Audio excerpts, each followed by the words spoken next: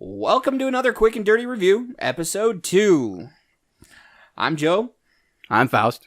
And we just saw King Arthur and the Legend of the Sword. Can I have my instruction manual, please? Sure. Okay, so... Yeah, we're going to need this for reference. This right here? So remember, 3.5 rules. Okay, so yeah, definitely. Dungeons and Dragons.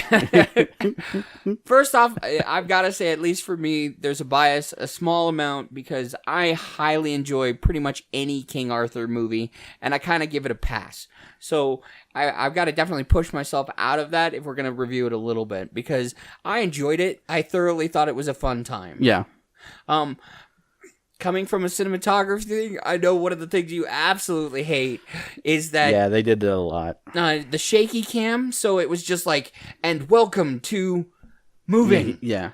And so... It's like they invented the Steadicam decades ago now, guys, and it's not like it's a dead technology. I mean, we're utilizing this kind of gimbal cam shit in so many different ways and so many different things. And we're seeing a lot of nice, like, drone shots and stuff happening in movies now. Oh, wow, yeah. But, stop thinking that it's cool to start waving that camera around like you're going for some sort of artistic exhibition or something like that. Okay, but to defend them a little bit, because I love movies, you know that, but to defend them a little bit, they're trying to make you feel like you're in the middle of it and to show you the hecticness of the battle. The problem is after a while it turns into blurs. Yeah. It's like, okay, you just completely lost me. You don't make me feel like I'm part of the battle. You're taking me out of it because I can't tell what's going on. Right. I see maybe a flash of blade here, and then a rustle of cloth, and just blur, blur, blur, blur, blur. It's like using that crow power in BioShock Infinite. You just don't know what's going on until people are screaming, and then everybody's lying on the ground dead. Very true. But let us now, pull the manual back out, because one of the spells they decide to imbue Excalibur with seems like it just decides to go bullet time. Yeah. Which I will admit is probably one of the more fresh uses of a bullet time kind of mechanic in a movie. To me, it's because it didn't do that whole dodging bullets and I will give you that. It definitely it changed the aspect of it, because it wasn't centered on the person trying to dodge everything. Yeah, it was the person actually utilizing that space, and it was more. And in my mind, it more implied, like, bullet time in the Matrix when it was first pioneered and everything like that. Really did make it feel like that they were slowing things down. Mm-hmm. That the Chosen One, Neo, and to lesser extent some of the other agents, I don't know what they were called, the Resistance programs. Oh no, you mean the they were actually slowing time down around them. In this sense, it doesn't feel like he was slowing down time more than he's becoming hyper aware. Very true. So very true. There is that to it. But we don't want to get too nuanced about that. I mean, we're just saying. There are certain aspects to it that are really cool. I think I said that if you pause any of the action scenes, if you pause them and take a screen grab of that, you've probably got a heavy metal album cover. Yeah, definitely. It feels epic. And the visuals are definitely well worth it. Yeah. One of the things I did like is that they really didn't throw out a lot of big names. It wasn't like, look, there's Guinevere. Yeah. And it just, you don't want to do that. And that was one of the nice things about this Arthur mythos movie that the other ones didn't have, is it was like, come on, just show us kind of the essence of where it came from. Yeah. And so it was nice to have that. And then not to mention that the wizard in the entire movie has no name. The entire movie, it's the mage. Yeah, the mage. And she's the mage. So they do name drop Merlin, because it's an Arthur legend.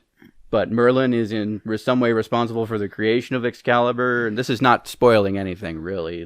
Right, and so look, if you've watched Sword in the Stone, you know the basics. Trust me. Well, I mean, if you grew up, half the time we've at least seen 3 or 4 of these stories before we move forward. But the main actor, and I apologize ahead of time if you ever actually see this. I apologize. I don't know your name. I don't think you will, but I can fact check that for you. We can fact check it, but he did well, and the essence of Wart, basically him being Arthur. Yeah. And that actually wasn't even his real name. No. Because they changed his name based in the story. So but they all changed their names at the end of the movie. Well, no, or they use their real names. Right, but he actually keeps the name from how the nuance of the story moved. Okay, so once again, don't want to get too deep into the things, because you guys are going to want to see some plot and try to draw some comparisons and things like that. But in the end, yes, it feels epic. The points that are supposed to feel epic. The fights, the fights that are supposed to feel punchy. I didn't really think that the action kind of flagged too much, except for when it got all blurry and shaky cam, which was there. There's a couple of points where you motion sick people are going to have a bit of a problem, especially if you're watching it in 3D. But why would you ever want to do that? Yeah, don't go to 3D. We don't see 3D movies because neither of us can appreciate the fact that it baffles us why people even call it 3D. Yeah. But or it's just because it's a movie that has one of those 3D kind of things where you can tell that they just made it because it was being shot in Beowulf. 3D. But oh man. So let me break this down at least for the moviegoers who are going to be a lot more critical. Mm-hmm. There's not a lot of depth to much of the story. It's a very straightforward kind of issue. It's an Arthur story, so they expect you to know part of the background anyway. Essentially. And so moving forward, this is very much just the rise to the point where he becomes king.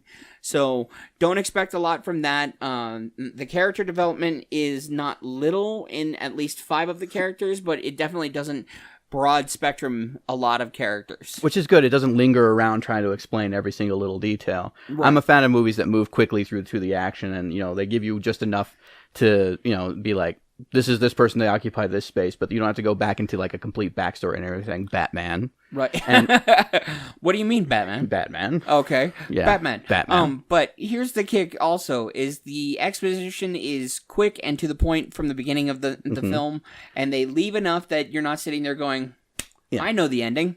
Now, the other thing that I said walking out, because this is exactly what I felt like, it's like the first thing I said after we got done saying it, is this feels like a cross between a folk metal music video and a really awesome D&D campaign. Yes, no, I mean, if you are a D&D player, you're definitely going to sit there and be like, that's totally like a sleight of hand, and you're going to be able to point out those things, kind of like Hansel and Gretel, the witch hunters. Yeah. If you ever watch that movie, watch it with your D&D manual with you, because you're going to laugh your ass off at the things that they basically do.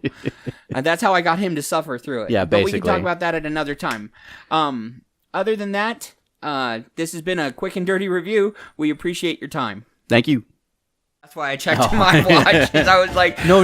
Yeah, there's still more. Yeah, it's 2 hours and 25 minutes long, so it's not a short movie, but it doesn't feel like 2 hours and 25 minutes first. Yeah, it's true. It does make you ignore the soreness of your ass after sitting in those movie theater seats for over 2 hours. Well, that's because my ribs hurt more than my ass did by the end of it. I didn't stop.